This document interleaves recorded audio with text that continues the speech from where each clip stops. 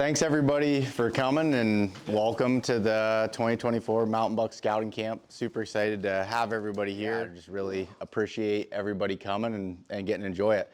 The main things that we're going to cover here are the 3-year strategy, identifying key sign, understanding wind and thermals, stand placement based off of sign, shed hunting, and winter scouting. The whole thing is just a constant learning thing, and the more failure you have, and the more, I mean, all you guys being here right now is not saying that you're failing at anything, but like you're wanting to learn more. That sounded really bad. I did not mean it that way. But all of us, it's like wanting to learn more and continually trying to do that. I mean, that delayed gratification and putting in that work, that's when it makes it feel so much sweeter.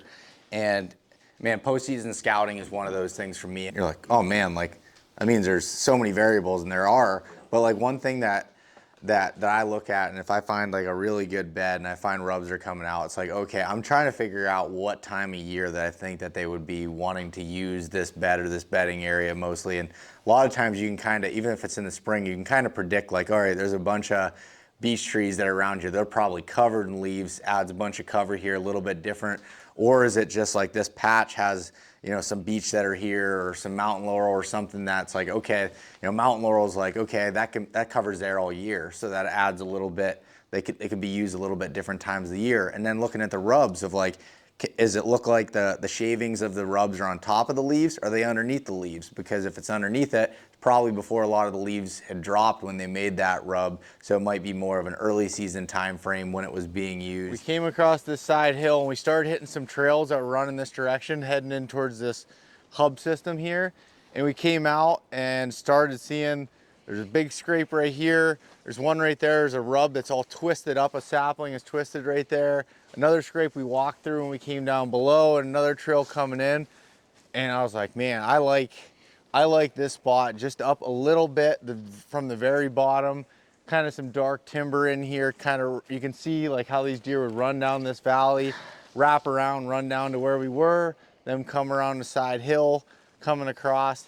And then what we'll find is the biggest of the big scrapes, what I would call the hub scrape, is right down there on that old gas well pad, kind of in that opening down there. But this whole area, when I find something like this, it's just like there's so much concentration of sign here, and the terrain dictates them kind of moving through.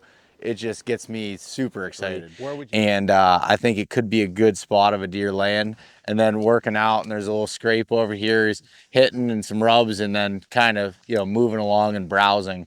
Because like it's a lot of times you're not going to have that perfect feed tree that they're just going to, and you know they're bedding here and it's point A to point B. So finding these little micro spots within these big areas can be really, really cool spots. Yeah, I mean, because like right here on this point, there's like a cucumber tree that's over there, and I'll find some cucumber seed pods on the ground, but I don't know them personally to be, they produce mast.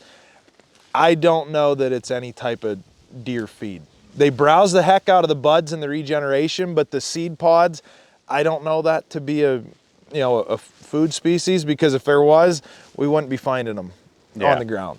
And when I look at it from the standpoint of where, if I were to try to hunt this in the early season, this would be like a Greg Litzinger bed type setup place, is where, to me, I'd want to get in one of those trees back there, those clusters, where now Kenny's going to cut it, so that's not going to happen. But if he wasn't going to cut it, getting in those types of trees where you're completely just kind of camouflaged in at all different angles to be able to see good shot to this platform here. Now, I don't see a deer really scent checking this from below, because it's just a wall of thickness that's below here.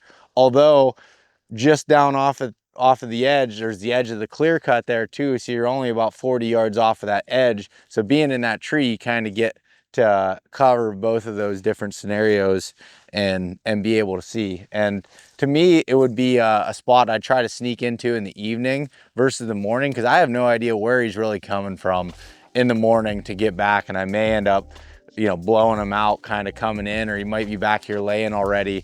So for me personally, I would come in from probably somewhere in the backside here, try to just slowly sneak my way up, climb up in that tree, just get up in there, tuck back in where, you know, he's laying just just out there a little ways. Behind you, couldn't figure out how to get So it gives you more of like a recliner More like the a whole way seat. around you. Is it like You a know, seat? then you can always tighten it back up.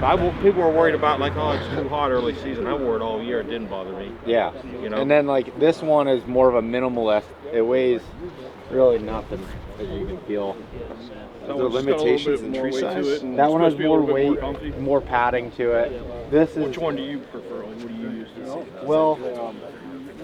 I'll say it depends. Like I would, if you would ask me the beginning of last season, I would have said that one because that was the one I used most of the time, and I just didn't really use this one as much because I was like, oh, I want to sit all day, I want to be super comfortable, and then I started sitting in that, and it fits around you like a glove. Get to experience the deer camp stuff. I'm kind of always solo, and I told Beau, you know, how much I appreciate this coming up with all you guys and getting to feel the deer camp vibe. A bunch of like-minded individuals. It's hard if you're a diehard, you kind of get it.